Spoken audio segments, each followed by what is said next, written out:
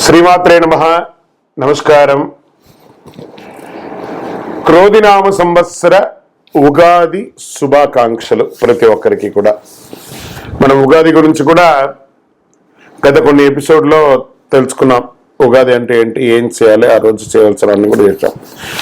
ఈ సంవత్సరం, ఈ క్రోధినామ సంవత్సరం ద్వాదశ రాశి ఫలితాలన్నీ కూడా మనం తెలుసుకోబోతున్నాం. ఈసారి మనం చెప్పబోయే రాశి ఫలితాలు ఒక సంవత్సర కాలానికి ఎలా ఉంటుందో ప్రతి రాశికి ఏ Hi, my name is Gautam and I actually stay in Malkajgiri itself. I had this back pain. It's been 1.5 years. I have tried many treatments like chiropathy, oil massage, physiotherapy especially, but it didn't work out as much like what I expected. I strongly suggest homeopathy. You people can carry on with the homeopathy. Area Malkajgiri and doctor name is like Nagesharao and the clinic name is Neocare Homeopathy. Subject వాళ్ళకి ఆ subject wise గా చెప్పుకుంటూ వచ్చామన్నమాట. కాస్త ఓపికతో వినండి. 1 ఇయర్ది కాబట్టి కొంచెం ఓపికగా శ్రద్ధాభక్తులతో వినండి, స్కిప్ చేయకండి. అండ్ సద్గురు జ్యోతిషాలయం చెప్పినటువంటి యొక్క అద్భుతమైనటువంటి 1 ఇయర్ ప్రిడిక్షన్ లో మా ఛానల్ చూస్తున్న ప్రతి ప్రేక్షక మిత్రులకి పేరు పేరున మీరందరూ కూడా ఆయురారోగ్య ఐశ్వర్యాలతో ఉండాలని భగవంతుని ప్రార్థిస్తున్నాం. ఇప్పటివరకు చాలా మంది మన ఛానల్ చూస్తున్నారు, సబ్స్క్రైబర్స్ తక్కువ ఉన్నారు. సబ్స్క్రైబర్స్ తక్కువ ఉన్నారు. కాస్త పక్కన చూస్తూ ఉండగా మీ చేతితో ఆ సబ్స్క్రైబ్ బటన్ కొట్టండి. ఆ పక్కన ఉన్న గంట బటన్ కూడా కొట్టేసండి. అన్ని మా ప్రోగ్రాంలో అన్ని మీకు వచ్చేస్తాయి. మీకు ఈ యొక్క రాశి ఫలితం నచ్చింది కదా, మరి నచ్చినప్పుడు మనం ఏం చేయాలి? సోషల్గా ఇంకొక 10 మందికి వేయడం. దీన్ని అలాగే ఇన్స్టాలో కానీ, ఫేస్బుక్లో కానీ, వాట్సాప్లో కానీ షేర్ చేయండి. రైట్. మరి జాతకం ఎందుకు ఈ జాతకం తెలుసుకోవాలి? గోచార గ్రహస్థితులు అన్నింటిలో దృష్టిలో పెట్టుకొని, అన్ని వర్గాల వారిని దృష్టిలో పెట్టుకొని మేము జాతకం చెప్పడం జరుగుతుంది. జాతకం పడుతున్న వర్షానికి గొడుగే గాని జాతకం జీవితం కాదు. నేను ప్రతి నెల కూడా చెప్తుంటాను, ఇప్పుడు యొక్క సంవత్సర జాతకం కూడా చెప్తున్నాను. జాతకం ఎంత నమ్మాలో అంత నమ్మండి. మీ యొక్క వ్యక్తిగతమైనటువంటి జీవితంలో మీరు చేస్తున్న వృత్తిని గట్టిగా నమ్మండి. మీ యొక్క కులదైవాన్ని నమ్మండి.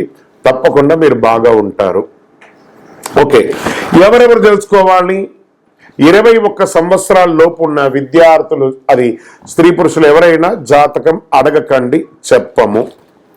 తర్వాత 60 సంవత్సరాల పైచిలకు వాళ్ళు అసలే అడగకండి.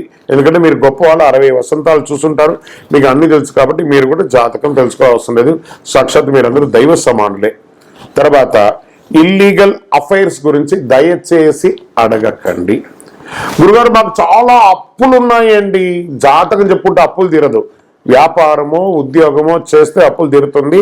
మీరు అప్పులు తీసుకున్న వాడి దగ్గర తిరిగి ఇచ్చే శక్తి ఉంటే అప్పు చేయండి, లేదా అప్పులు తీయకండి. అలా జాతకంలో అప్పులు తీరదు. జాతకం చూసుకుంటే కష్టపడాలి.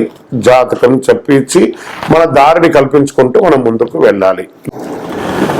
జ్యోతిషాస్త్రరీత్యా ద్వాదశ రాశుల్లో 12వ రాశి అయినటువంటి మీనరాశి మిత్రులారా, మీరు పూర్వభాద్ర నక్షత్రం 4వ పాదం, ఉత్తరాభాద్ర నక్షత్రం 1, 2, 3, 4 పాదములు, రేవతి నక్షత్రం 1, 2, 3, 4 పాదాలకు సంబంధించిన మీరు ఈ క్రోధినామ సంవత్సరం మీకు శుభాశుభ ఫలితాలు ఎలా ఉన్నాయి అనుకుంటే, ఆదాయం 11, వ్యయం 5, రాజపూజ్యం 2, అవమానం 4.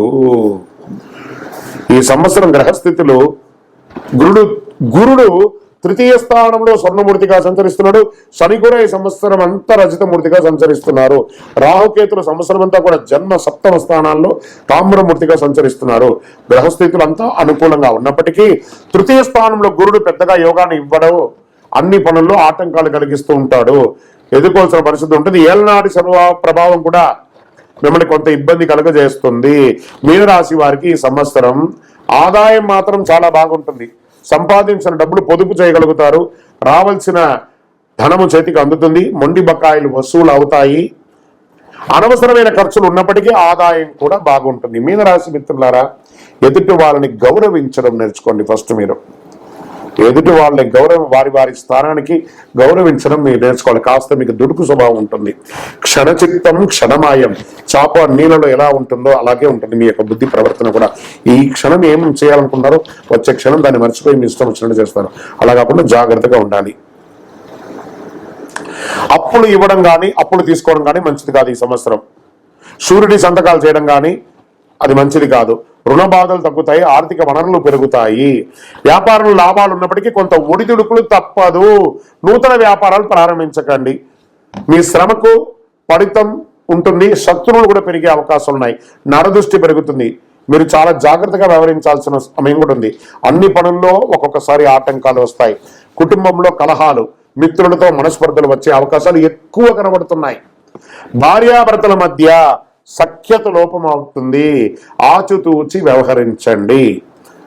ఏమైనా చిన్న చిన్న గొడవలు జరిగినప్పటికీ వాటిని అధిగమించి సర్దుకుపోయి కూర్చొని మాట్లాడండి, అన్ని సెట్ అయిపోతుంది.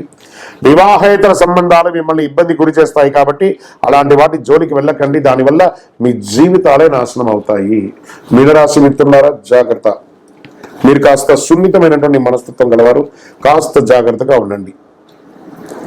వివాహానికి సంబంధించి కాస్త వివాహం జరగాలనుకున్న వారికి కాస్త ఆలస్యం జరిగే అవకాశాలు ఉన్నాయి. సంతానానికి సంబంధించిన విషయాల్లో చాలా అనుకూలమైన వాతావరణం ఉంది.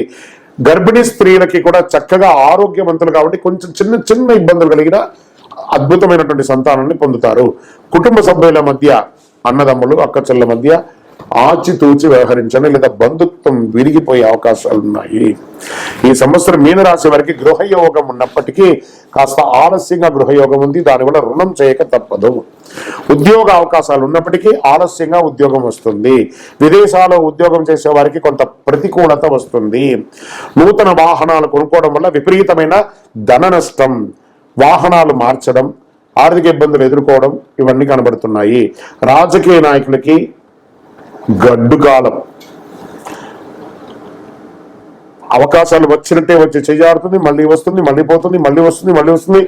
జాగ్రత్త. ప్రజాక్షేత్రం వెళ్ళేటప్పుడు చాలా జాగ్రత్తగా ఉండాలి. సినిమా, టీవీ, మీడియా రంగం వారికి చక్కటి అవకాశాలు కలుగుతున్నాయి. శ్రమకు తగ్గ ఫలితాలు ఉన్నాయి. విద్యార్థులు ఎంత కష్టపడినప్పటికీ తగిన స్థాయిలో ఆశించినంత ఫలితం పొందకపోయినా మిశ్రమ ఫలితాన్ని అయితే పొందుతారు. వాహనాలు నడిపేటప్పుడు జాగ్రత్త. వాహన ప్రమాదాలు జరిగే అవకాశాలు ఉన్నాయి. వ్యసనాల వల్ల సమస్యలు తలెత్తే అవకాశాలున్నాయి. కుల వృత్తులు చేసే వారికి కలిసి వస్తుంది. ఈ సంవత్సరం అనారోగ్యం పట్ల జాగ్రత్తగా చూసుకోవాలి. శస్త్రచికిత్స అయ్యే అవకాశాలున్నాయి, శ్రద్ధ వహించాలి. వ్యవసాయదారులకి చాలా అనుకూలంగా ఉంటుంది. ఆశించిన లాభాలు రావడంతో పాటు ఒత్తిడి కూడా ఉంటుంది. ఓవరాల్ మీనరాశి వారు మిశ్రమంగా శ్రమించాలి. అన్నిటికీ ఒకటే మార్గం ఏం చెప్పండి? గమ్ గణపతి అనమాట. సైలెంట్ గా ఉంటే అన్ని సాధించగలరు. మీనరాశి మిత్రులారా, మీరు 5 అనే ఒక సంఖ్యను ఎక్కువ వాడండి. Pink and red and green 3 colour కూడా మీకు చాలా చాలా చాలా కలిసి వస్తుంది. దక్షిణ దిశ ప్రయాణాలు మీకు చాలా అనుకూలాన్ని కలిగిస్తుంది. దైవ ప్రార్థన చేయండి. మీ ఇష్టదైవ ప్రార్థన, కులదైవ ప్రార్థన చేయండి. మీ ఇంటి ఇలవేలపకి ప్రార్థన చేయండి. దేవాలయానికి వెళ్ళి నవగ్రహాలకి ప్రదక్షిణం చేయండి. మీ వయస్సు ఎంత ఉందో అన్ని నువ్వుల నూనెతో దీపం వెలిగించండి. ప్రతి శనివారము అక్కడ ప్రార్థన చేయండి. దేహి మే బుద్ధి వైశిష్ట్యం, దేహి మే నిత్య యవ్వనం, దేహి మే పరమ ఆనందం, దేవదేవ జగత్పతి అని చెప్పి ప్రార్థన చేయండి. ఇంకా మీ యొక్క వ్యక్తిగత జాతకం తెలుసుకోవాలనుకుంటున్నారా? మీ పరిసర ప్రాంతాల్లో ఉన్నటువంటి సద్గురువులను సంప్రదించి తెలుసుకోండి. మా ద్వారా తెలుసుకోవాలనుకుంటే ఈ నంబర్కి, కింద ఉన్న నంబర్కి మీ పేరు, date of birth, time of birth, place of birth WhatsApp చేయండి. మీనరాశి మిత్రులారా, విజయోస్తు.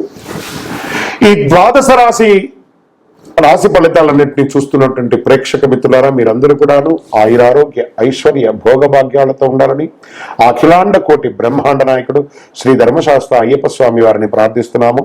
మీరు తిరుపతికి వచ్చినప్పుడు మన అయ్యప్ప స్వామి వారి 18 అవతారముల దేవాలయం, అయ్యప్ప స్వామి వారి 18 అవతారాల దేవాలయాన్ని దర్శించుకోగలరు.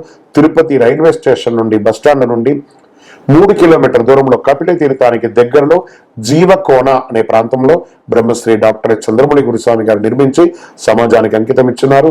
ఈ దేవాలయంలో అడుగు పెట్టాలంటే రాత రాసి ఉంటేనే అడుగు పెట్టగలరు. అంత అద్భుతమైనటువంటి దేవాలయం.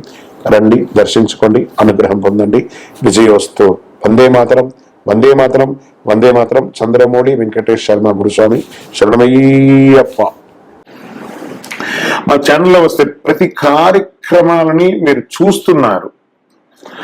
చూడడం కంటే కూడా ఒక్కసారి లైక్ చేసి సబ్స్క్రైబ్ చేశారంటే మాకు ఇంకా ప్రోత్సాహకరంగా ఉంటుంది. మీకు ఎన్నో కార్యక్రమాలు మేము చెప్తున్నాం కదా, మాకు ఇచ్చే ఒకే ఒక గిఫ్ట్ ఏమంటే మీరు మా ఛానల్ని సబ్స్క్రైబ్ చేయడం. మా ఛానల్ని లైక్ చేయడం, మీరు చేస్తూ మీ మిత్రుల చేత చేయిస్తున్నారు. ఇదే ఈ సంవత్సరం ఉగాది నాడు గురువు గారికి ఇచ్చే గురుదక్షిణ అనుకోండి. ప్రారంభిద్దాం. సద్గురు జ్యోతిషాలయం గత కొన్ని ఏండ్లుగా మాస పడాలన్నింటినీ కూడా ఇస్తుంది. ఈ సంవత్సరం కొత్తగా ఈ ఉగాది పంచాంగ శ్రవణం అనేది తర్వాత కూడా మనం చెప్పుకుందాం. అసలు ఉగాది అంటే ఏంటి, ఎందుకు ఈ ఉగాది చేయాలి, ఉగాది రోజే ఎందుకు పంచాంగ శ్రవణం చేయాలి, ఉగాది రోజే సంవత్సరం ఎలా ప్రారంభమైంది, అసలు ఇది ఎలా పుట్టింది, ఈ యొక్క కృతువు ఎక్కడి నుంచి వచ్చింది, దీనికైనా శాస్త్ర ప్రమాణం ఉందా అనేది మనం చెప్పుకోబోతున్నాం. ఇక్కడ ఉగాది అంటే ఏంటి, ఎందుకు చేసుకుంటారనుకుంటే, ఉగాది అనేది ఇది కాల ప్రమాణంలో సంవత్సరానికి కాలానికి ప్రారంభమైనటువంటి అంశం కాబట్టి ఈ ప్రారంభాన్ని తెలుగు వారంతా చక్కగా పండుగగా చేసుకుంటారు. ఇది ఉగాది అనేది కాలపురుషుని యొక్క పండుగ కాబట్టి ఇది ఉత్సవంగా భావిస్తాం. కాలం ఆవశ్యకత ఉంది. వ్యక్తి జీవన అవసరాలకు వీలుగా దాన్ని వ్యవహితం చేసుకొని ప్రక్రియలు అనేక విధాలుగా దాన్ని విభజించుకుంటూ ఉంటారు. ఎలా, కాలాన్ని గమనించే విధానంలో వ్యక్తి విజ్ఞానం ప్రారంభమైంది. మనసే అన్ని కర్మలకు మూలమని గ్రహించారనమాట మన తెలుగు వారంతా కూడా. చాంద్రమానాన్ని ప్రమాణం స్వీకరించుకుంటారు. జ్యోతిష్ శాస్త్ర ప్రకారము చంద్రుడు మనఃకారకుడు. చాంద్రమానంలో పౌర్ణమి నాడు వచ్చే నక్షత్రం ఆధారంగా ఈ మాసాల పేర్లన్నీ కూడా పెట్టబడుతుంది అనమాట. చిత్తా పౌర్ణమి నాడు వస్తే చైత్ర మాసం, విశాఖ పౌర్ణమి నాడు వస్తే వైశాఖం. ఇలా రాని సమయంలో ఏ మాసం యొక్క పేరులో ఆ రోజు పౌర్ణమి లేకపోతే దాన్ని అధిక మాసంగా భావిస్తుంటాం. వైదిక మంత్రాల్లోనే ఈ మాసాలకు ప్రసక్తి మనకు కనిపిస్తుందంటే ఎంతో కాలానికి పూర్వమే సౌర చంద్రమానాల వినియోగం మన వారు చేసేవారికి మనకు స్పష్టత అవుతుంది. గ్రహాలలో ఒకసారి సూర్యుని చుట్టూ తిరిగి రావడానికి 30 సంవత్సరాలు పడుతుంది. గురుడు తిరిగి రావడానికి 12 సంవత్సరాలు పడుతుంది. ఈ రెండింటిని కనిష్ట సామాన్య గణిజం 60 కావడం వల్ల చాంద్రమానంలో సంవత్సరాలు కూడా 60 సంవత్సరాలుగా నిర్ణయించడమైంది.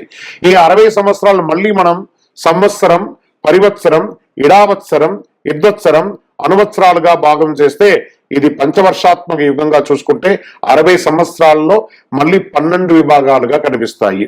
యుగ్మం అంటే జంట.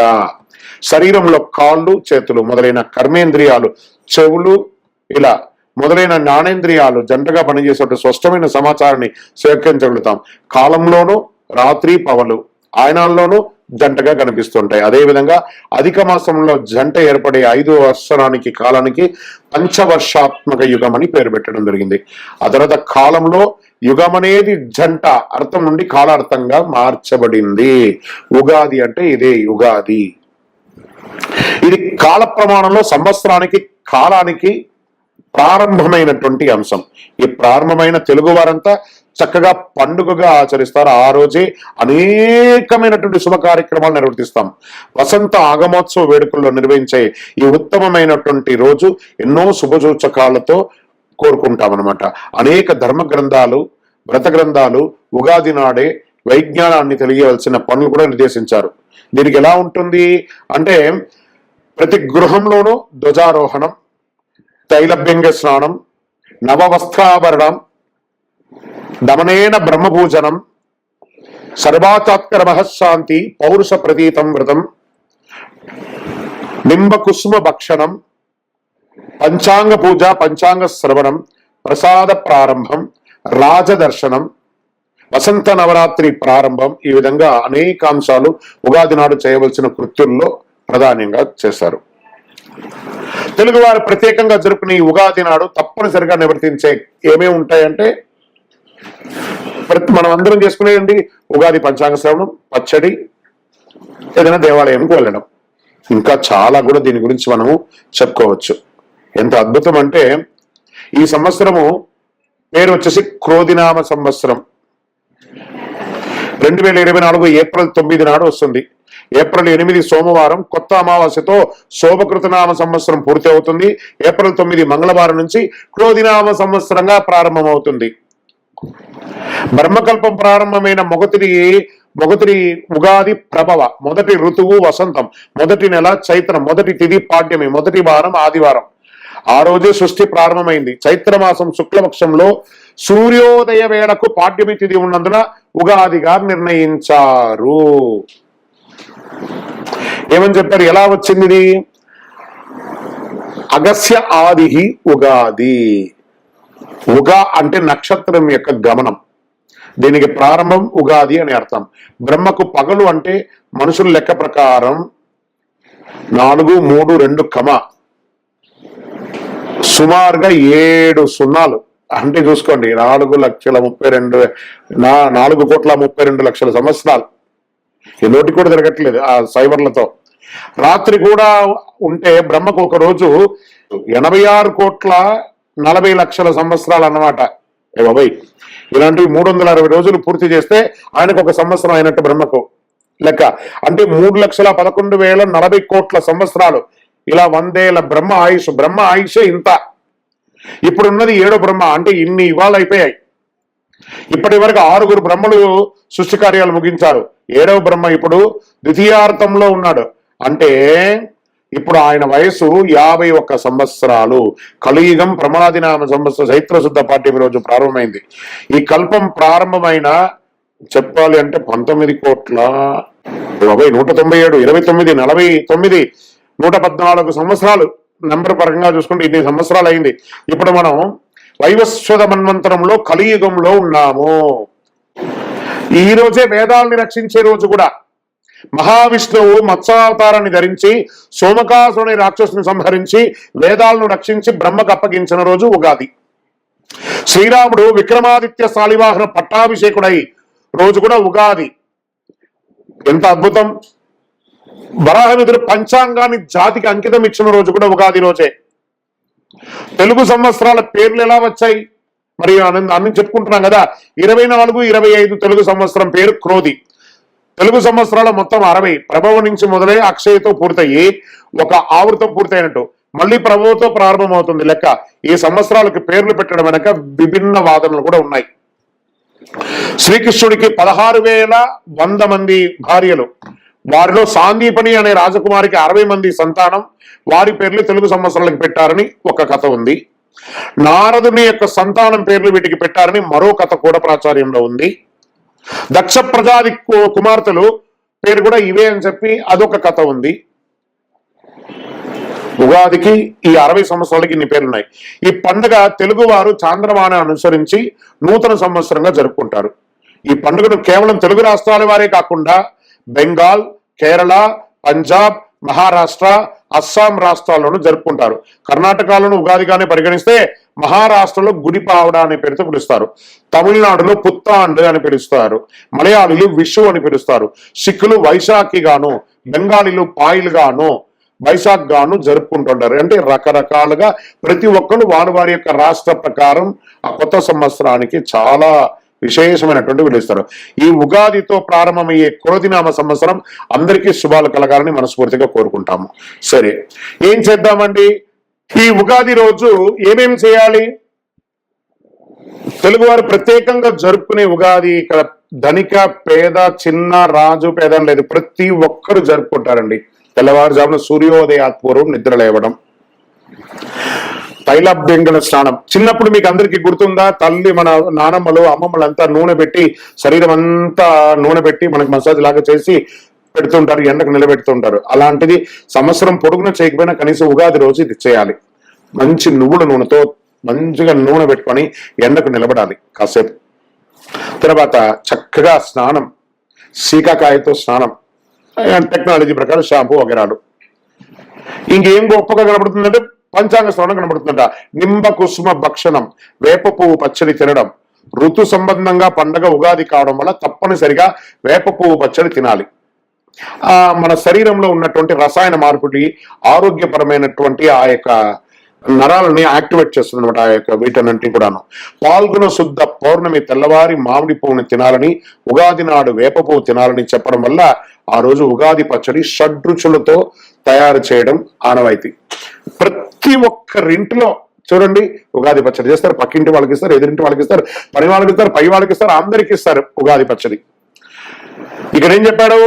వర్షౌదు భక్షణాం సక్రాంల కృతం. ఏం చెప్పారంటే ఆ యొక్క అన్ని రకాలైనటువంటి కలయికతో కూడినటువంటి ఉగాది నాడు సంవత్సరం వేప పువ్వు, చక్కెర, బెల్లం, చింతపండు, నెయ్యి కలిపి మొదటి జామునందే తింటే ఆ సంవత్సరం అంతా సుఖంగా జరుగుతుందని నమ్మకం మన యొక్క తెలుగు వారిది.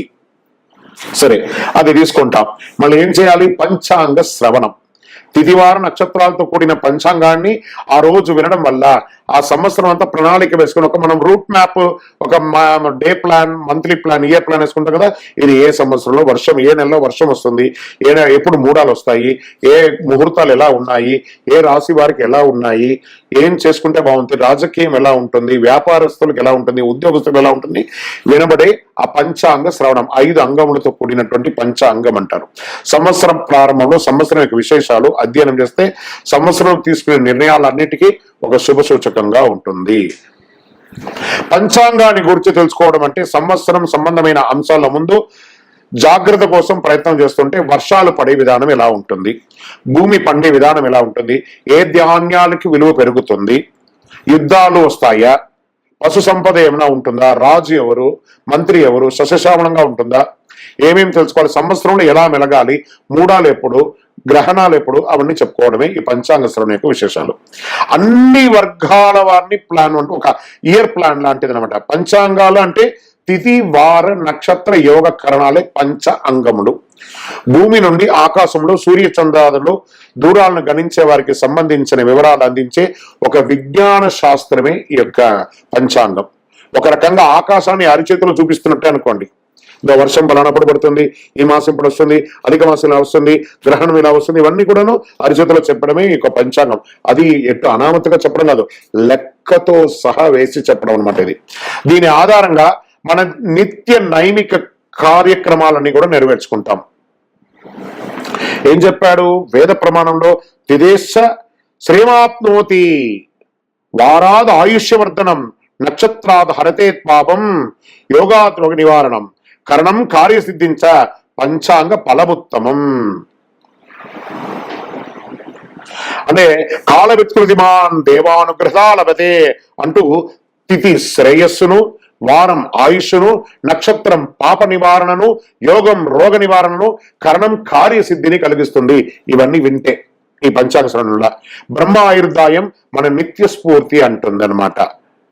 ఆద్య బ్రహ్మ ద్వితీయవరార్తే శ్వేతవరాహ కల్పే వైవస్వత మన్వంతరే కలియుగే ప్రథమే పాదే అస్మిన్ వర్తమానిన వ్యావహారిక చాంద్రమానైన స్వస్తి స్త్రీ క్రోధినామ సంవత్సరే చైత్రమాసే శుక్లపక్షే ప్రతిపద్యామి. ఈ సంవత్సరం ఏమొచ్చింది? 9వ తారీఖున వచ్చింది, మంగళవారం నాడు వచ్చింది 2024. ఈ క్రోధినామ సంవత్సరం అంటారు దీన్ని. 60 సంవత్సరంలో ఇది 38వ సంవత్సరము. ఇది బాగా గుర్తుపెట్టుకోవాలి అందరూ కూడాను. ఈ వైవస్వన్వంతరంలో 27 మహాయుగాలు గడిచిన తర్వాత 28వ మహాయుగంలో కలియుగంలో ఇప్పటికీ 5124 సంవత్సరాలు గడిచి ప్రస్తుతం 5125వ సంవత్సరంలో మనం ఉన్నాము. అవ్యవహితమైనటువంటి కాలాన్ని మన అవసరాలకు చాంద్రమాన రీత్యా విభజించుకుంటే 60 సంవత్సరాల ప్రమాణ కాలంలో వాటిలో ప్రస్తుతం 6వ యుగం అహిర్భక్తం శివదేవతాకమైనటువంటి జరుగుతున్నది. ఈ యుగంలో ఉండే 5 సంవత్సరాలు, ఈ సంవత్సరాల పేరు క్రోధినామ సంవత్సరం. వరుసలో ఇది 38వ సంవత్సరం. ఈ సంవత్సరంలో మనం ఏమేమి చేయాలి? దాన ధర్మాలు చేయాలి, పేదలకి మంచినీటి చన్నీటి ఏర్పాటు చేయాలి, దాని యొక్క మట్టి కుండలు ఏర్పాటు చేసి దాహశాంతి చేయాలి, మజ్జిగ ఇవ్వాలి, గొడుగు ఇవ్వాలి, చెప్పులు ఇవ్వాలి పేదవాళ్ళకి. ఇలాంటి దానాలు చేయడం వల్ల చాలా విశేషమైనటువంటి ఫలితాన్ని పొందుతుంది. అన్నిటికంటే కూడా పెద్దవాళ్ళకు నమస్కారం చేయాలి, తల్లిదండ్రులకి నమస్కారం చేయాలి, మీ ఇంటి గురువులని ఉచిత రీతిలో సత్కరించాలి. ఆ పంచాంగ శ్రవణం చెప్పిన తర్వాత ఆ గురువు గారికి గురుదక్షిణ ఇచ్చి నమస్కారం చేయాలి. మన ఇంటిలో పంచాంగం తీసుకొచ్చి మన ఇంట్లో పూజ చేయాలి, ఇంటిలో మామిడి తోరణం కట్టాలి, ఇంటి బయట కాషాయ జెండా ఎగరవేయాలి, పిల్లలకి అందరికి బహుమతులు ఇవ్వాలి, పెద్దవాళ్ళకి నమస్కారం చేయాలి. ఇలాంటి కృతువులంతా కూడా చేస్తే ఉగాది నాడు ఒక మైత్రీయ భావన పెరిగి ఆ ఇల్లంతా కూడాను ఆయురారోగ్య ఐశ్వర్య భోగభాగ్యాలతో ఉంటుందని శాస్త్ర ప్రమాణం చెప్పింది, ఇది నేను చెప్పట్లేదండి, శాస్త్ర ప్రమాణం. ఉగాది యుగానికి ఆది రోజు. ఈ క్రోధినామ సంవత్సరం అందరూ కూడా ఆయురారోగ్య ఐశ్వర్య భోగభాగ్యాలతో ఉండాలని మనస్ఫూర్తిగా ప్రార్థన చేసుకుంటున్నాను. అఖిలాండ కోటి బ్రహ్మాండ నాయకుడు శ్రీ ధర్మశాస్త్ర అయ్యప్ప స్వామి వారి 18 అవతారాల దేవాలయం తిరుపతి కపిలతీర్థం దగ్గర ఉన్నటువంటి జీవకోణ ప్రాంతంలో మీకోసం మేము ప్రార్థన చేస్తుంటాము. ఉగాది రోజు మా ప్రేక్షక మిత్రులందరూ కూడా క్షేమంగా ఉండాలని మన దేవాలయంలో పూజ చేస్తాం. మీరందరూ కూడా క్షేమంగా ఉండాలి. శతమానం భవతి శతాయ పురుష శతేంద్రియ ఆయుష్యేవేంద్రియే ప్రతిష్టతి. ఇది ఒక చిరు ప్రయత్నం మాత్రం. ఎప్పుడు పంచాంగ శ్రవణం కదా, ఈ వీడియో కొంచెం బోర్ కొట్టినట్టు ఉంటుంది. ఇవన్నీ చెప్పుకుంటుంది, ఇవన్నీ ఏం వింటామని విని చూడండి. నెక్స్ట్ జనరేషన్ కి, మీ పిల్లలకి అందరికీ ఇది వేసి చూపించండి. ఇంత గొప్పదా పంచాంగ శ్రవణం, దీనికి ఇంత కష్టం ఉందా, ఇలా వచ్చిందా ఉగాది, ఇలా చెయ్యాలా అనే ఒక నానుడి కోసమే ఈ యొక్క వీడియోని కొత్తగా మన యొక్క టీవీ ద్వారా దీన్ని మనం ఇంట్రొడ్యూస్ చేస్తున్నాము.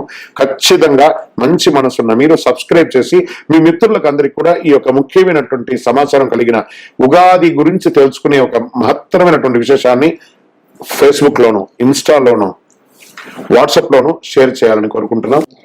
మరి ఈ సంవత్సరం నాడు ఆదాయం ఎంత ఉంది, వ్యయం ఎంత ఉంది, రాజపూజ్యం ఎంత ఉంది, అవమానం ఎంత ఉంది, అది కూడా మనం తెలుసుకోబోతున్నాం.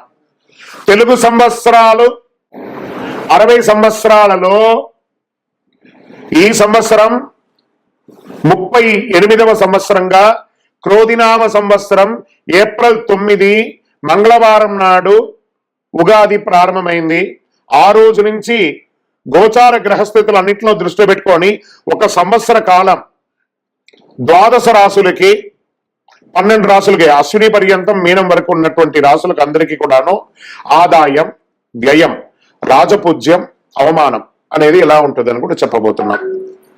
ముందుగా మొట్టమొదటిది మేషరాశి.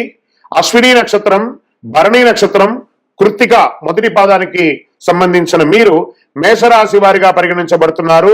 మీకు ఆదాయం 8, వ్యయం 14, రాజపూజ్యం 4, అవమానం 3.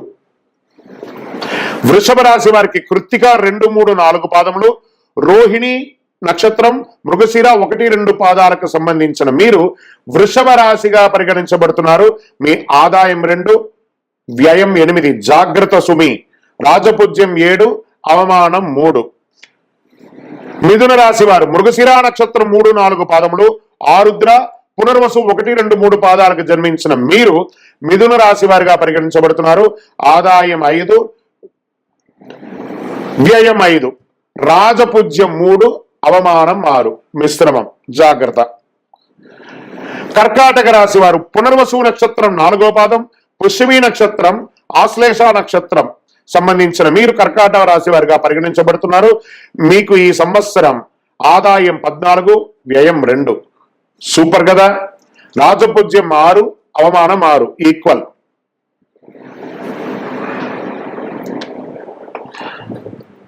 సింహరాశి వారు మీరు మఖా నక్షత్రం, పుబ్బా నక్షత్రం, ఉత్తరా నక్షత్రం యొక్క మొదటి పాదానికి సంబంధించిన మీరు సింహరాశి వారిగా పరిగణించబడుతున్నారు.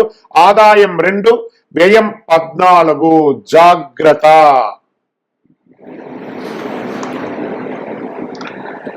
రాజపూజ్యం 2, అవమానం 2, ఈక్వల్.